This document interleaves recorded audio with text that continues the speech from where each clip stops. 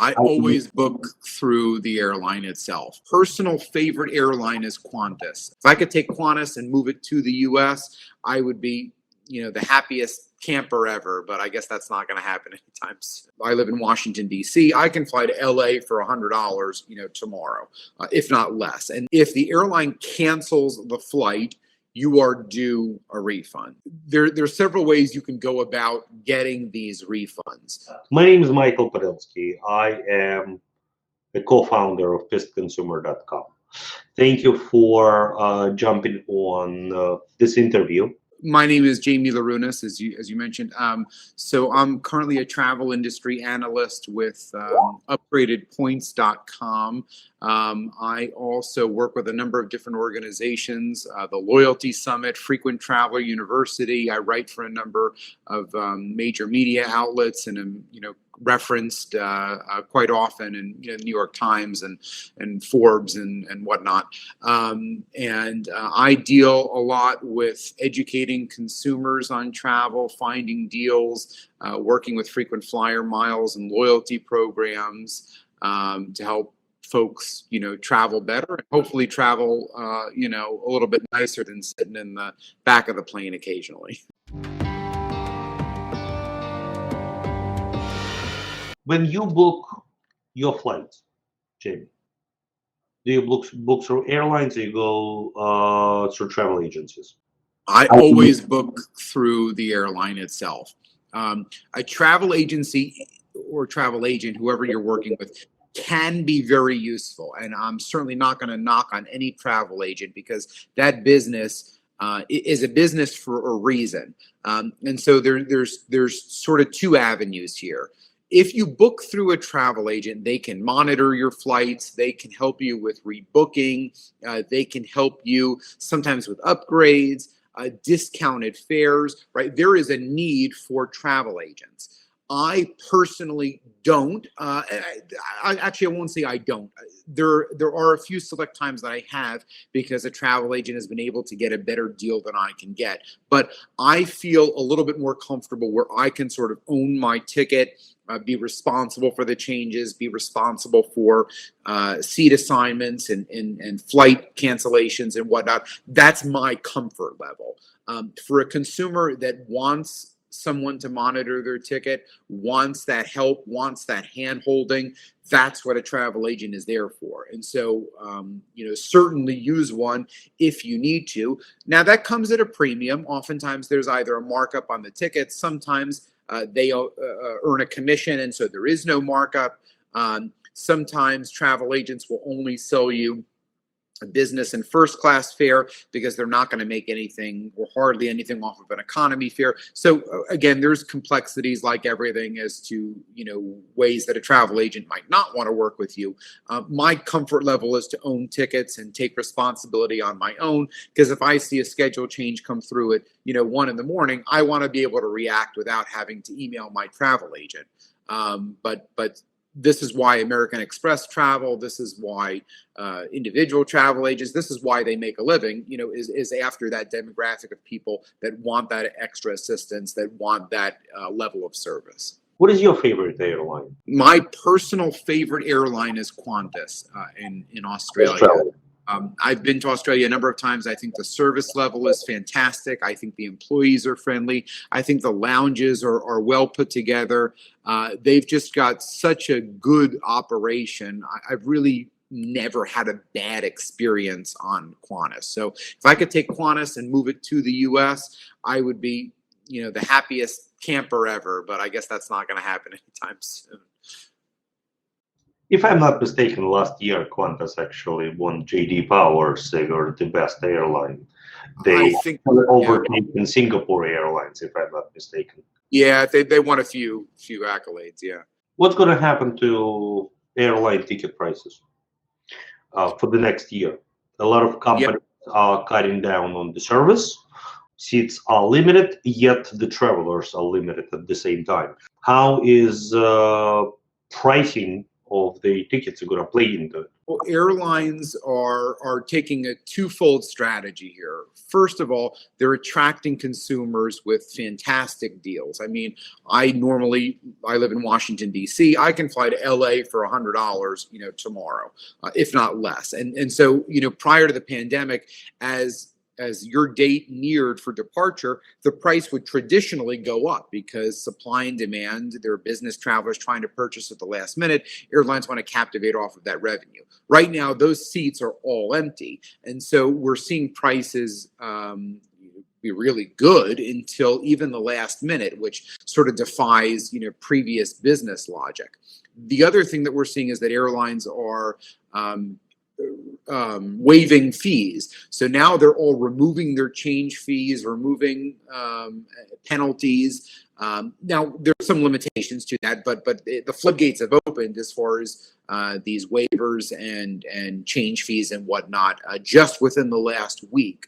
So what we're going to start to see moving forward is airlines are going to be reasonable with their fares. They still have to attract consumers back, and that's a twofold strategy between the plane being safe, general health and safety of consumers when they fly, where they go, destinations, vaccine, right? Everything health related. And then they're going to have to attract them back with just fares, right? And so sometimes we're seeing folks travel on a good fare, even though it's not safe. And so, those two strategies combined together are hopefully going to bring enough travelers back where, once businesses start opening, once that business travel demand starts returning, then the airline's bread and butter is back, and hopefully that repeat business keeps things going. So I think we're going to see the change fees be waived for quite a while, at least through 2021. I think still into 2022 we're going to see it, if not permanently. There's a chance that stuff could linger for more than even we're anticipating. And I think those low fares are at least going to resonate through next summer. And once that next summer tourist wave kind of comes through and folks have built their confidence, then we'll start to see prices settle or really rise back into where their normal ranges are. Thank you. I speak very often to consumers that are upset about air travel specifically. Past 6 months have been very much under shadows of Corona, of course, and airline canceling flights and returning money. Right. What I am hearing, and I'm actually very happy about it, is that airlines do return money for the flights that I canceled. But there is another side of the medal. Third parties, travel booking agencies, they are not. There is quite a significant delay for a bunch of travel agencies sitting on the money that airlines have returned, and travel agencies keeping the money for now. What are your thoughts on that? This is a complex issue. So there's a number of ways you can book tickets, right? You can book tickets directly through the airlines. You can book through a third-party OTA, an online travel agency, Expedia, Travelocity, any number of those agencies. You can book through your local travel agent. You can book through a consolidator, right? There's a whole number of sort of steps here. The only one where you physically transact with the airline is the you booking a ticket on American or United or Delta physically on their website.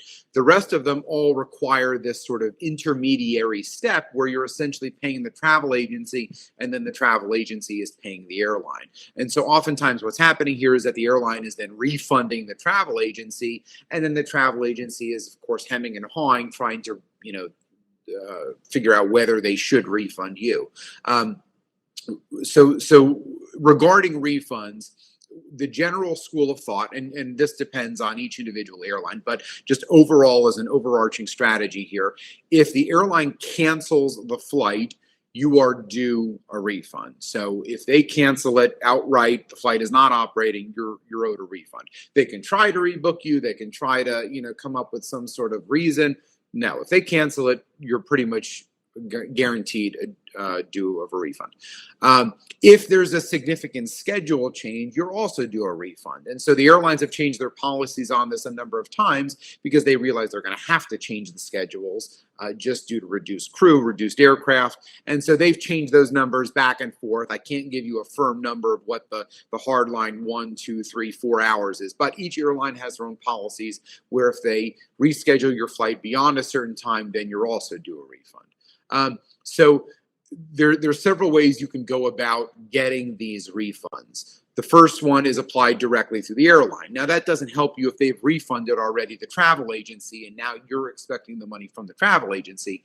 In those cases, if you book with a credit card, by all means dispute it, because most likely you're disputing against the travel agency and not necessarily the airline itself, because the charge on your credit card is going to show, so-and-so travel agency. And so they're going to get dinged for that dispute. So if you know for a fact that the money has been refunded, and you can contact the airline, usually they'll provide proof or provide some explanation that says, hey, we've refunded so-and-so travel agency. If you're now waiting for so-and-so travel agency to then refund you, you're already armed with that evidence that the refund has already been issued to the travel agency. You can provide that to the credit card company and just dispute it that way. So that's the easiest way and quickest way you can resolve it if you know the refund has already been issued and that it's not in your hands. Now, there's other complexities here. Travel agencies will try to impose fees. Oh, we're going to hold it because you've signed something separate and now we're going to try to rebook you, right? There's a whole bunch of complexities here that could sort of ruin that plan. But most times, if the refund has been issued, the credit card is the way to go. And that's why when you purchase a ticket, you need to purchase it on a credit card. Don't cut the travel agency a check. Don't transfer them money. Don't do anything that isn't really disputable. Really, the only thing you can dispute is on your credit card. Thank you, Jamie. This is very good suggestions, and we'll certainly use it. What are the typical mistakes you think consumers are making with airline industry, with air travel? What do you think? One of the things is that folks are under this misconception that certain tickets are cheaper on a certain day. Oh, if I book, a certain week, certain months in advance. Some of that holds truth. A lot of it doesn't hold any truth.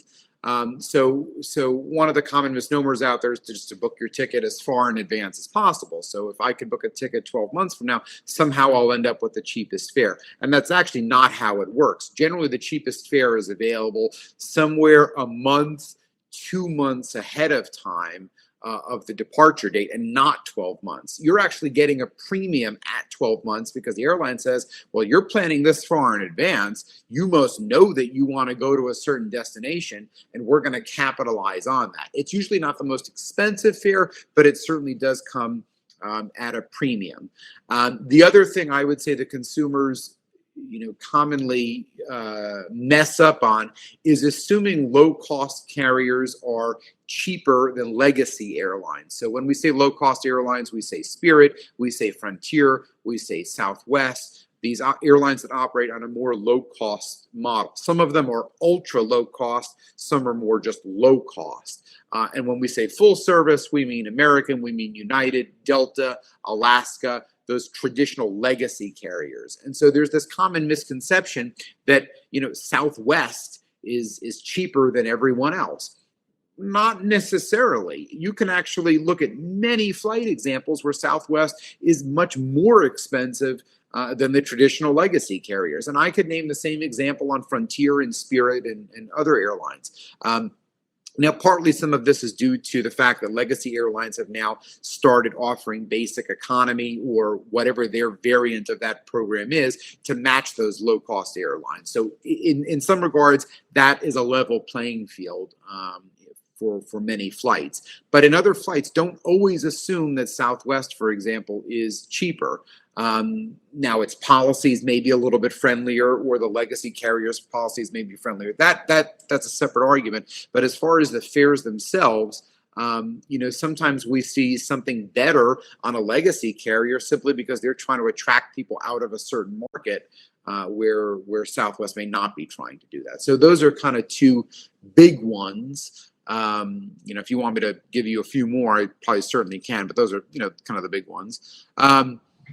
For, other mistakes that consumers make, another funny one actually is assuming that first class is priced well more expensive than coach. So you'll find on a lot of flights that the price differential is actually not that much. Sometimes it's as little as $50, $100, maybe $150, depending on the flight length.